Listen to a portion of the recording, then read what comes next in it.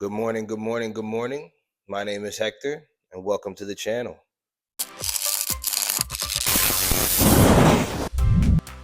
Today is my last day of, freedom before I go back to the real life of working in a corporate job, putting the suit on every day, 5 days a week, 40 to 50 hours a week, the regular life that everybody pretty much lives, right?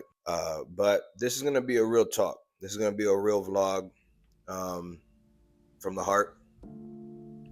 I've been doing this for a week now.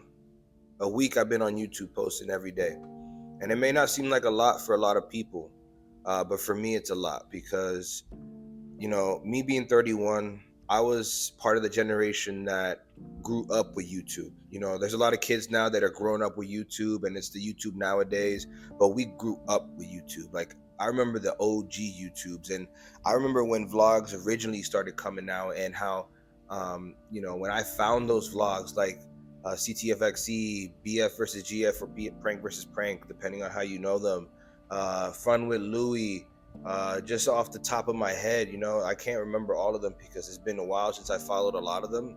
But I grew up with those type of vlogs, and that's the type of style I'm trying to bring, because I enjoyed those type of vlogs, and I'll even sometimes check in on them. I'll go on the YouTubes and search their name and see how Jesse's doing, or Jenny, or I'll see how Charles is doing. So I remember he had brain cancer, and I was a part of that journey for him, and I'm so proud of where he is now.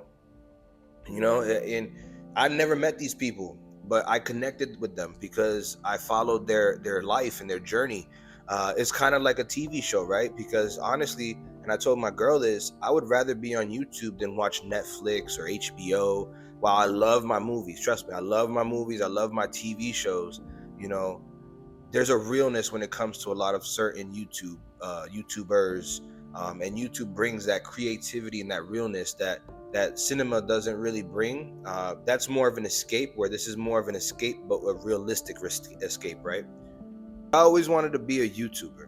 I always wanted to be a YouTuber, but I never had the galls to do it, right? I never had the galls to get in front of the camera because, like I've mentioned before, because of my weight and my insecurities, I always shied away from the camera. I'm missing so many memories and so many great times and great people that I've met over the years because I don't have the photos or the videos, because I essentially was out of every picture. I'll be like, I'll take the picture.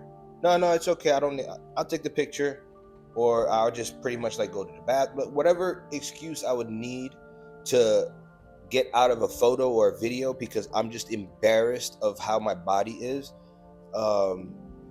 It was a lot of memories that I'm missing out on, and unfortunately, because of just how things work, you don't remember everything, right? So there's times where I'm trying to remember certain things and I can't, and then I'm trying to look back and I don't have photos prior to 2012. That's half my life I don't have photos of. So, and even 2012 and beyond, I still am missing a lot of photos because, again, I'm still insecure of my body. And, doing the things I've been doing this last week has been eye-opening, uh, emotionally freeing, um, and everything of that nature. Yesterday was a big step for me. And, I shied away even at pools and beaches to always wear a shirt, always wear clothes that hide as much as I can, and going on camera. When I tell you I stepped on front of that camera in my boxers, I felt a pit in my stomach of embarrassment and insecurity, and it's something that I'm not accustomed to, and this is new for me, and it's also freeing to me because this is only the beginning for me. This is the beginning of the journey that I'm on, and I'm 100% committed this time because like I said yesterday, this body does not define me. The work ethic I put in defines me. Who I am as a person now defines me, because I allowed this body and my insecurities and my emotional disconnection of everything, because of how much I was just so focused on, damn, I'm so big, I got rolls on top of rolls, stretch marks on top of stretch marks, man boobs where men have real nice pecs and everything of the sort. You know, it eats at your mind, and people who don't live that life will never understand that life. And it's a hole you have to climb out of, and you have to climb out of it yourself. Did I ever do therapy or anything of the such? No. If that's something that helps you, then do it. I don't believe it would have helped me talking my feelings out, because I just need action to be done. And yes, it took me almost 20 years, 20 damn years of being obese to finally open up my eyes and say enough is enough. You know, it took me almost getting into a point where who knows if I would have lost my life or not, but I was infected. My blood was infected. Like I mentioned before, if you don't know, I had cracked my tooth, let it sit because I didn't have the money, and I ignored it because it wasn't painful. So I was like, whatever. I ignored it for X amount of time. It was like almost 6 months, and you know, it got infected, got in my blood, and I almost went into septic shock. I had to get hospitalized, blood pump. Like it was eye opening that how fast life can go. But you know, that's something that everybody knows. But sometimes you need that wake up call, and unfortunately, like it really took that dramatic step or stage in my life in order for me to take the step that I needed to really take care of myself. And man, when I tell you, that has been the best decision I ever made, because this is the best I've ever felt. This is the strongest I've ever felt. This is the happiest I've ever felt. It's really eye opening how much you taking care of yourself really allows you to grow as a man, as a person, as a partner. Because you know, a lot of stuff I'm doing now with Michelle, you most of my life I didn't do. I wasn't romantic. I wasn't caring about people's emotions because I felt like nobody cared about my emotions. And I'm gonna really get real down and deep into this, man. Like, you know, I can't say certain words on YouTube, but just read the context clues. But there was times where, you know, disappearing was a thought process, right? And I'm not gonna be one of those YouTubers or like whatever content creators that sit on camera and cry. I'm not gonna do that. But this is gonna be real. Like, yeah, that crossed my mind.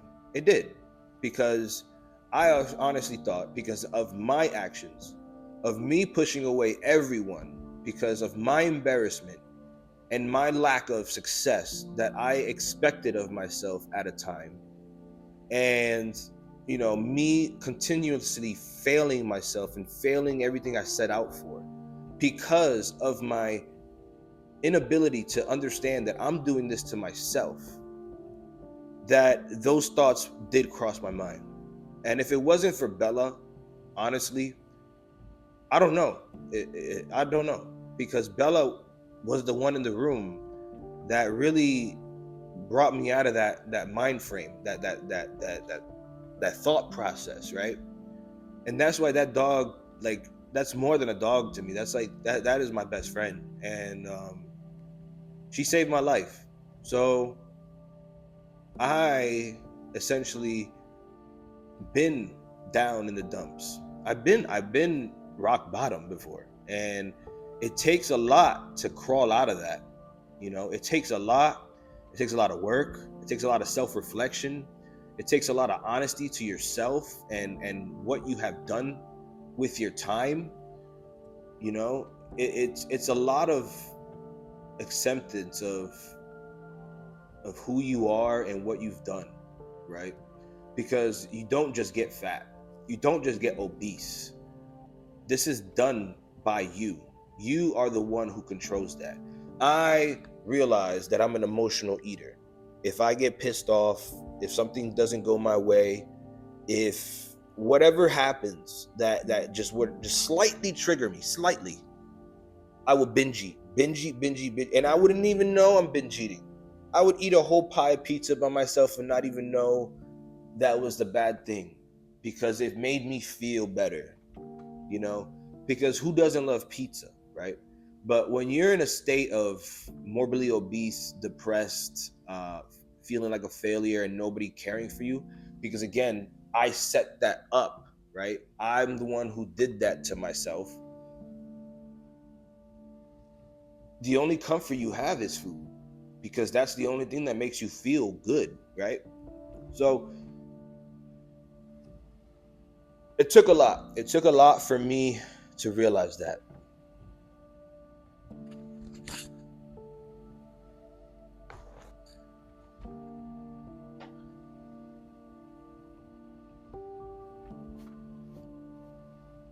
So yeah, it took a lot to climb out of that hole, you know. It really did. Uh, no excuses made. You know, I once I turned 31 and I had that health scare, you know, I had a wake up call, because a lot of people came to my aid, made sure I was okay, more than I thought people really did care about me, and it really put a wake up call, because at that time I was at my loneliest. Yeah, I had people around me and friends around me and whatever, but emotionally, I felt alone. I did not have the support system in my mind that I thought I really did. So when I got out, and you know, I started getting my health back and everything, I made it a full effort to go ahead and really put a stamp on this health journey of mine, and get rid of this, because this is not me. And I'm only telling you guys this because if it's just one person, I don't care if I have millions of followers. Would it be great? Yes, of course it'd be great. Of course. Um, but if it just reaches the one person who's been through that kind of same struggles, I'm telling you, it's worth it to stick it out and push through, male or female, because you don't have to be a bodybuilder to be healthy. Because Michelle is not on the same journey I am, like I mentioned in yesterday's vlog. We have two different goals. I want to be a bodybuilder because for me, and you have to find your reason why, as to why you want to get healthy, right? For me, I always been a sports guy. Football, wrestling, track was always my thing. I love baseball. I love basketball outside of organized sports, you know, because my organized sports of choice was football, wrestling, track. But outside of that, I still played sports. I would play soccer, I'd play basketball, I'd play baseball. I'd play any sport I could get my hands on. I love sports. And the camaraderie that it brings and everything of the sort, to me, is always a great thing. So when I found bodybuilding, because when I was doing the research of what workout should I do, push, pull, legs, what split should I do, it's so complicated. What are macros? I'm doing all this research, right? A lot of them were bodybuilders, trainers that are really great at their craft, or anything of the such, or influencers, you know, the ones that make, like, you know, cool videos. While they are bodybuilders, their focus on YouTube is to make those cool videos, like, you know, like Jesse James or Will Tennyson. Like, yes, they're bodybuilders, but their videos are more fun. Whereas, like, let's say Sebum or Sam Sulek, right, their videos are focused strictly on bodybuilding and the process. So there's two different types, right? So I'm trying to like make a mix of it by also bringing it back that old school vlog feeling. So that's my why. You know, I want to create, I want to be creative. I want to be healthy. I found the sport that I love because I was doing powerlifting before. So from 31 to now, when I started, so 31 is when I turned, September 13th is when I turned 31. Today is June 16th. And when I turned 31, you know, I was powerlifting. So I was trying to get as strong as I can, lifting the most weights I can, and I was hitting PR after PR after PR. I was doing great. Did I film it? No, because again, I was embarrassed. I took pictures of the weights, but I never filmed me doing the weights. And again, I regret it because I don't think I'm going to get back to those levels of weight. I don't know yet, because I found bodybuilding through the people I met in the gym. And I fell in love with the sport. You know, it's about perfecting yourself as best as you can as a human, going through those times, those troubling times, because it is not easy to be a bodybuilder. You know, Now I'm really finding out the ins and outs of really getting into it, and the food consumption, the cost of that, the dedication that it takes. It's a journey. So it's not an easy process, but it's a fun process, and that's my why. And then I also want to live a long, healthy life because I want to be that partner, that supporting partner to Michelle. I want to be a good father, and all those kind of things. Um, so that's my why. So yeah, like I said, my 20s weren't the best. I did accomplish a lot of stuff in my 20s. I had great memories in my 20s. I don't remember a lot of it now, and I don't have a lot of photos and videos like I mentioned. I had a choice, and I chose to do it alone as much as I could. Now, of course, I didn't do it fully alone, but when I mean alone is, did I rely on family or somebody to bail me out of situations that I ultimately set up myself? I didn't run home to mommy and papi, like I said before in a different vlog. Um, if I made my circumstances the way they were, why would I burden somebody else of my situation when I know everybody's living their own life and they're having their own situations and their own problems, right? That's what always been my thought process on that. So, I moved out 19, 20 years old, and it was 20 years old, and the first place that I moved to, love this man to death. He's a dear friend. I call him my cousin. But the mobile home we lived in, was not fit for living. And unfortunately, you have to do what you have to do to live, right? So that mobile home, man, it was lopsided, had a hole in the floor, didn't have ventilation, didn't have proper insulation. So the winter, even though Florida, it doesn't get like brutally cold, for Floridians and me living there for X amount of years, like your blood gets, hot. So you don't really do well in the cold. And Florida cold is like maybe in the 40s and the 50s, like for a couple weeks, maybe a little bit less, but nothing crazy. But when I tell you it feels miserable when you're in a mobile home that has absolutely no insulation, no heat, we had to open up the oven door, turn on the oven for heat, Those are the memories that I have of what I lived in, right? And it bonded me. It bonded me and him, like, and his son and all that. And I loved them to death, right? But we eventually move on to a better house. It was a manufactured house now, so it's still in the category of mobile home, but it's a manufactured house. So living conditions are better and whatnot. And I lived with them for another couple years or so, and then me and my ex finally get an apartment on our own. And you would think that would be like the end all be all, solve all problems, but it's not. It just opens up another world of different problems that arise. And between all those problems and stresses and all the heartbreak and all that stuff over the years, it allowed me to just develop more and more excuses for myself. And my 20s, while I again created great memories, and all that stuff, over all of that was an underlying factor that I was just depressed, and I hid it from everybody as best as I could.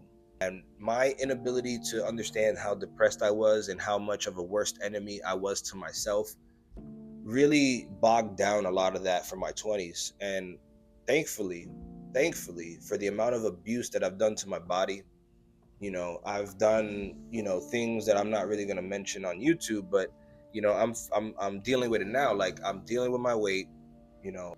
I don't have any permanent ailments, thankfully.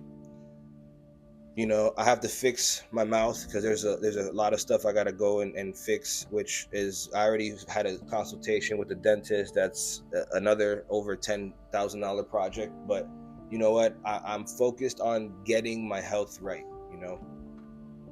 And these are the consequences of ignoring your health for so many years. And it's eye-opening, but it's also rewarding, because now I know I take care of me. I care about me. I care about Hector, you know. This is the first time in a long time that I could say that. So this is the journey, man. This is the journey. You know, if anybody takes anything away from this, I hope it's good, because I never had this voice to tell me stuff like this, you know. I never had a voice to tell me this stuff that I allowed them to tell me this stuff, like, if that makes sense. Because I'm sure a lot of people in my life would have told me to fix myself and all that stuff, but would I listen to them at the time? No, because I would have thought I'm perfectly fine. I didn't even think I was that big, honestly, because you don't feel that big. Like, only people that are, you know, that big would understand what I'm even saying. Unless you're like trying to fit in a seat or trying to fly or all those little, you know, things, then you feel it. But in your everyday life, you don't really sense or feel the severity of how big you are. And so, again, like, if it's just one person that understands what I'm going through, like, you're not doing it alone. I'm on this journey, and you know, I hope you take away anything positive out of these vlogs I'm making. But it's not going to be easy. It's not an easy journey. You know, you have to change your mindset and really enjoy the process, because what is the point of life if you're not working to better yourself every day? You know, that's the point of life. You want to better yourself. You want to get better every day, at least 1% every day. You want to be able to set out goals and achieve them. And you don't want to do that while being your worst enemy, because then that takes the joy away from achieving things. So enough of the real talk. Being real is something I've always been, but in front of a camera, I shied away from. So this is something different for me. But I'm glad I'm able to do it now. It's getting more comfortable and more comfortable to speak to the camera. And I'm just gonna continue this journey, man. I'm gonna continue this journey until I finally step on stage, and then after that, we'll see where we go from there. But my ultimate goal right now is to finally step on stage, and see the work I've been putting in, and whether it be in 2026 or 2027, aiming for 2026, it's gonna get done. It's gonna get done. It's gonna get done. Like, I have full faith in that. I have a lovely partner who supports that. She's on her own health journey. She doesn't want to do anything but just get healthy, which is commendable. And I'm supporting her in every way I can.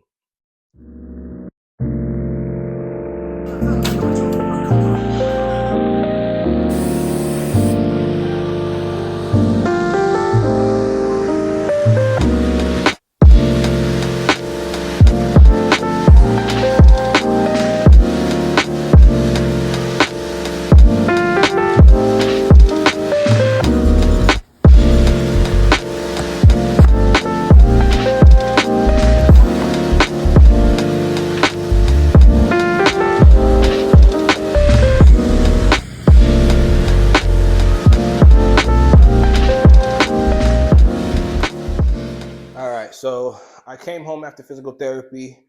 I had to grab a quick lunch because it was a tight turnaround. So now I'm heading over to the city to get that pump in. So let's head out, boy. It's going to be a gloomy day, but that don't mean we can't get a good pump in.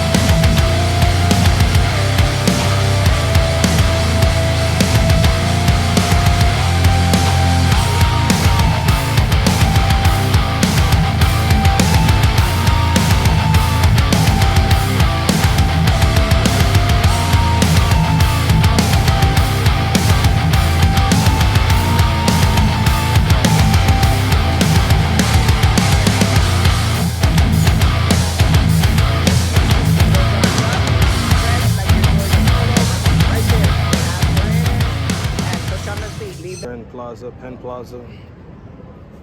Just hanging out, waiting for Michelle to get in. She should be coming any minute now. But man, it feels good to be able to do a lot of this stuff again.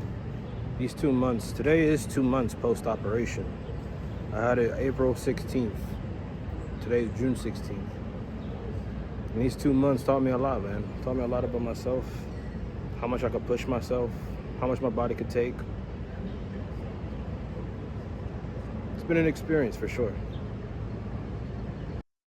I have found the dusty Michelle, looking real dusty. It's a nice day out, but I need food. I'm tired, so we're gonna start heading home so she could cook me dinner.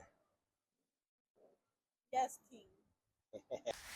Oh yeah, good girl, my baby. Oh yeah.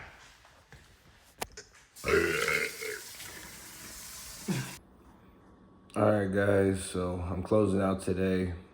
It's a little past midnight. I'm playing just 2K.